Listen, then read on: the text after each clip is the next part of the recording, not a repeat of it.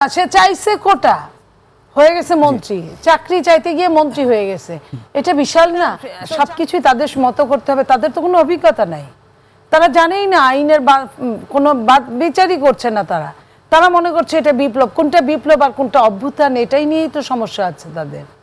তো তারা যদি বিপ্লবী বলে, তো বিপ্লবের সরকার কি রাষ্ট্রপতির কাছে শপথ নেয়?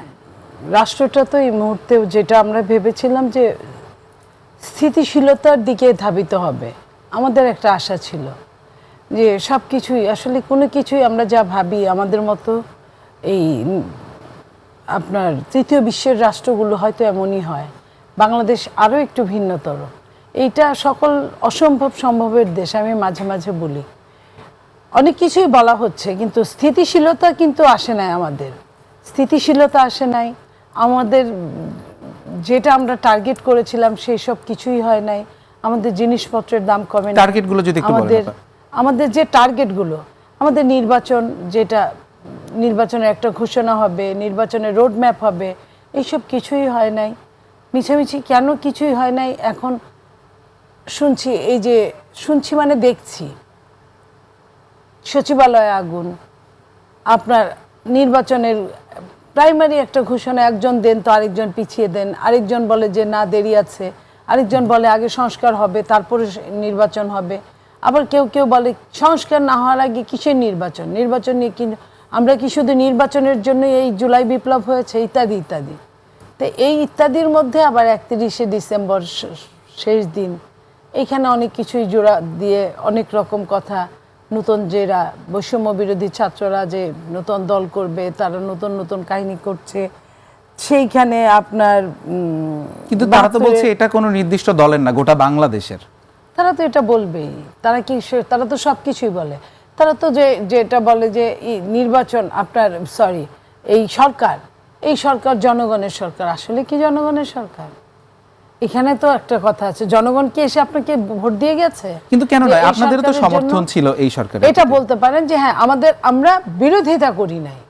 বিরোধিতা না করা আর এটা মানে যে আমাদের সরকার, তা কিন্তু না। আমাদের সরকার, আমরা একটা অন্তর্বর্তীকালীন সরকারের কথা যেটা চলছে আসছে, যেই আসুক না কেন রাষ্ট্রের মঙ্গল চাইলেই হলো। ওইখানে এত বাদ বিচার করার কিছু ছিল না। কিন্তু যারা আসছে, যারা কে বা কারা নিয়ে আসছে, এখন সেটা জনগণের সরকার হয়ে গেছে, এটা কিন্তু ঠিক না। এই কথাটা কিন্তু সত্যি না, আংশিকও সত্যি না, সম্পূর্ণই অসত্য। কারণ এটা আপনি একটা ইলেকশন দিলে জনগণ এটা মেনে নিত, ঠিক আছে, এরা তো বাংলাদেশি নাগরিক, অস্বীকার করার কিছু নাই। কিন্তু বাংলাদেশের জনগণ এই সরকারকে বানিয়েছে তা তো না। তো ওরকম তারা এটাও বলে, তারা যা করে সবই তাদের, সবই যদি তাদেরই হতো, তারা যা বলে, যা আলটিমেটাম দেয় সবই তাদের, তাহলে রাষ্ট্রপতি নামাতে পারতো। আমরা কিন্তু দেখলাম দিব্যি তারা রাষ্ট্রপতি নামাতে পারে না। কিন্তু আপনারাও তো আসলে সেখানে বিরোধিতা করেছেন। আমরা বিরোধিতা, সবকিছুই তাদের মতো করতে হবে। তাদের তো কোনো অভিজ্ঞতা নাই, তারা জানেই না আইনের কোনো বিচারই করছে না। তারা মনে করছে এটা বিপ্লব, কোনটা বিপ্লব আর কোনটা অভ্যুত্থান, এটাই নিয়েই তো সমস্যা আছে তাদের। তো তারা যদি বিপ্লবী বলে, তো বিপ্লবের সরকার কি রাষ্ট্রপতির কাছে শপথ নেয়? বিপ্লবের সরকার তো নিজেরাই নিজেদের জনগণের সামনে শপথ নেয়। তো তারা তো রাষ্ট্রপতির কাছে শপথ নিয়েছে, সেই রাষ্ট্রপতিকে এখন তারা কিভাবে বাদ দেয়? সবকিছুর প্রথম 2-3 দিনের মধ্যে একটা ঘটনা হলে সেটা একটা কথা ছিল, তো এখন এতদিন পরে এসে যদি তারা বলে, এবং তারা মনে করেছে তারা যা বলবে ওটাই ঠিক, তারা এটাও বলেছে, তারা উপদেষ্টাদের নামানোর জন্য বলেছে, তারা আলটিমেটাম দিয়েছে, তাতে কি উপদেষ্টাদের তারা নামাতে পেরেছে? পারে না। কিন্তু আপা ওই যে বৈষম্য বিরোধী ছাত্র আন্দোলনে আহ্বায়ক হাসনাত আব্দুল্লাহ একটি কথা বলেছেন যে মানে বেটার লেট দ্যান নেভার, মানে তখন হয়নি বলে এখন হবে না, বিষয়টা তো আসলে এরকম। আমরা দেখি ওয়েট এন্ড সি। আমরা তো এটা বাচ্চাদের সঙ্গে তো আমরা প্রতিযোগিতা করতে পারি না। বাচ্চাদের সঙ্গে ওদের মতো তো কথা বলে, ওদের থুক্কু বললে মানুষ মেনে নিবে, আমরা থুক্কু বললে তো মানুষ মেনে নিবে না। মানুষ বলবে আরে তোমার কি বয়স নেই, তোমার কি অভিজ্ঞতা ছিল না?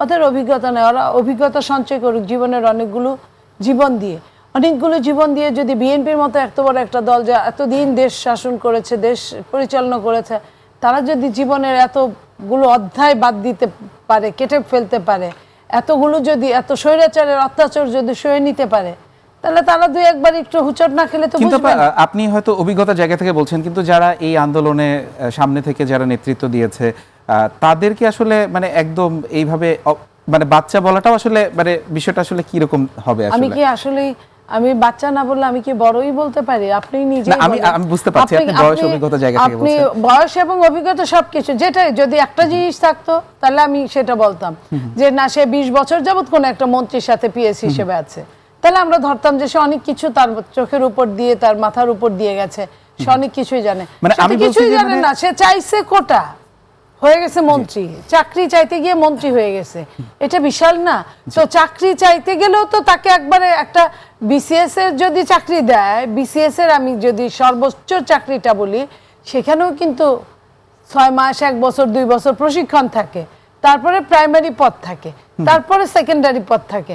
সে তো প্রথমেই তো সচিব হতে পারে না, জি। তো সে তো চাকরি চায় সচিবের চেয়ে বড়টা হয়ে গেছে।